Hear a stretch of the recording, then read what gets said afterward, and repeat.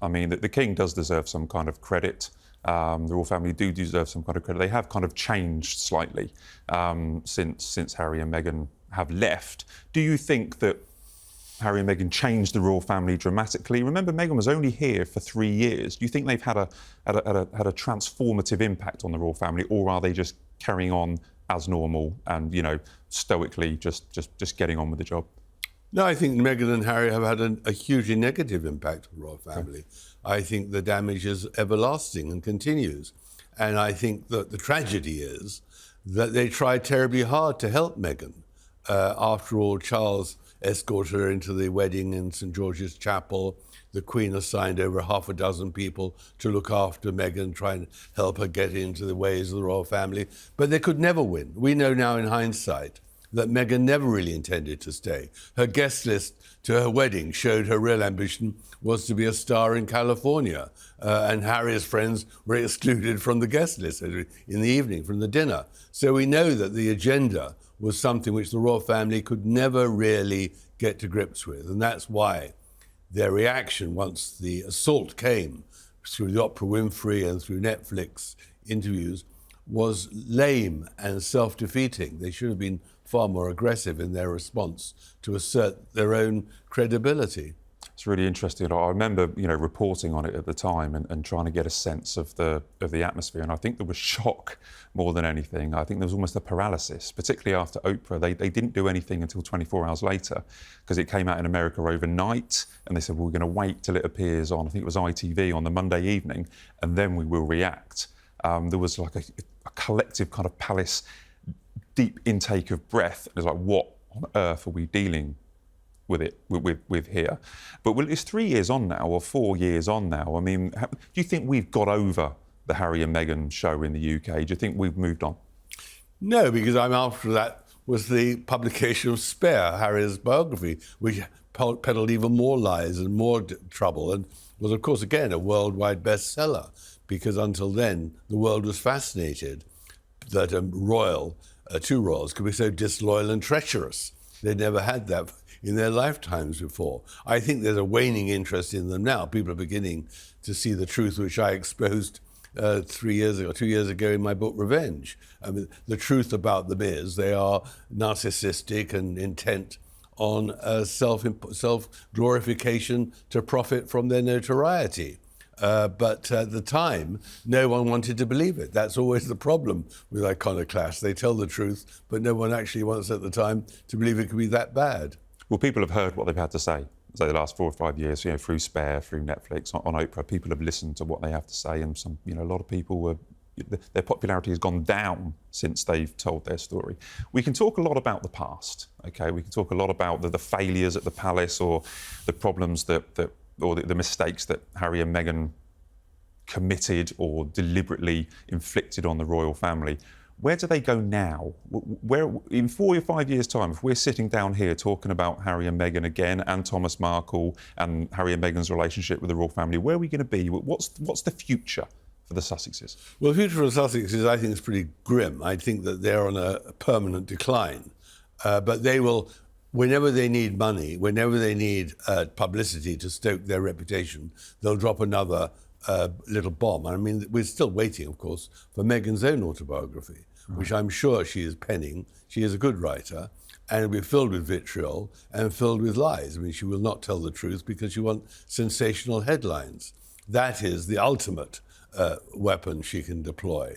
But I just think that the royal family at the moment here in London is a bit sad. I mean, the illnesses, of course, have undermined their attraction, undermined their visibility. And that, of course, what grieves me most is, of course, that pleases Meghan and Harry. They are the epitome of good health.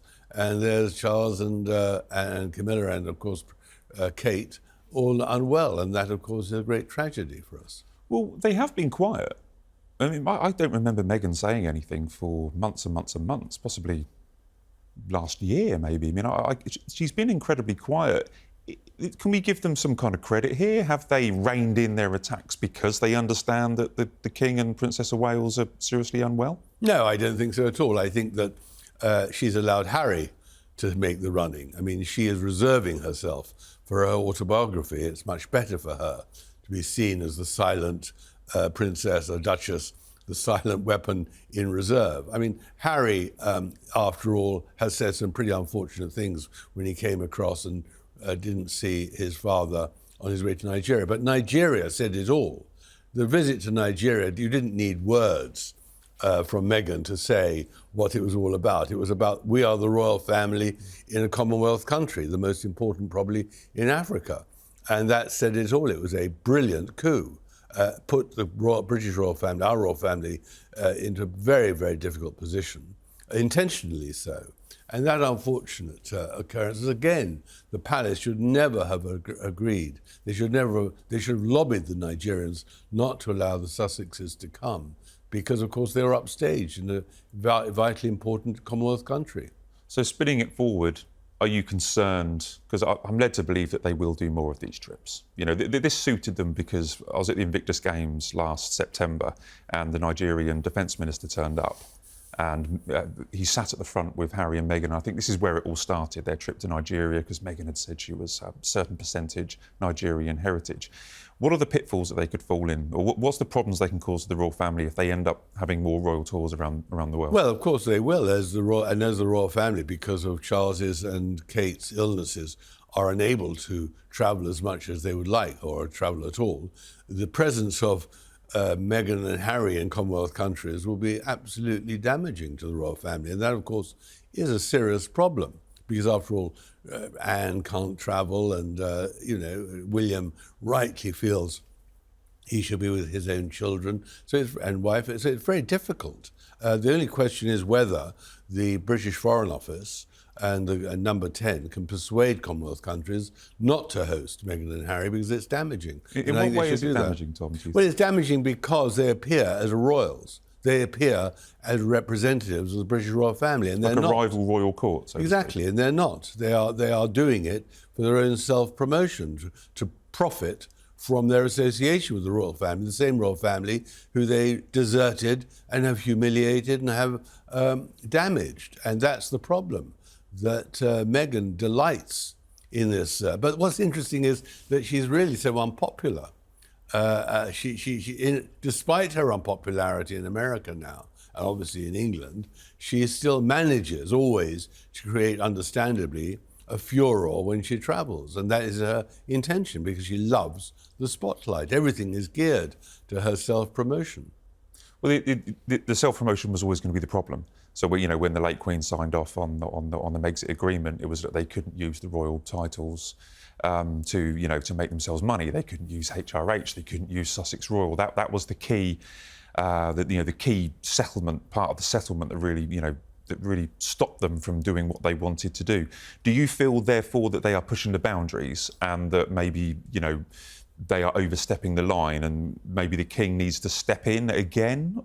Well, I think there are two things there. First of all, the problem is that they betrayed. They actually, in the end, ignored the agreement that they settled on, because allegedly they were going to California for privacy and to leave the royal family. And they've done the exact opposite. But I think part of the problem has been the weakness of the King. He should never have agreed for their children to get royal titles after the Queen's death. And he should have stripped them of their titles and actually made a declaration that they're no longer representatives or members of the royal family.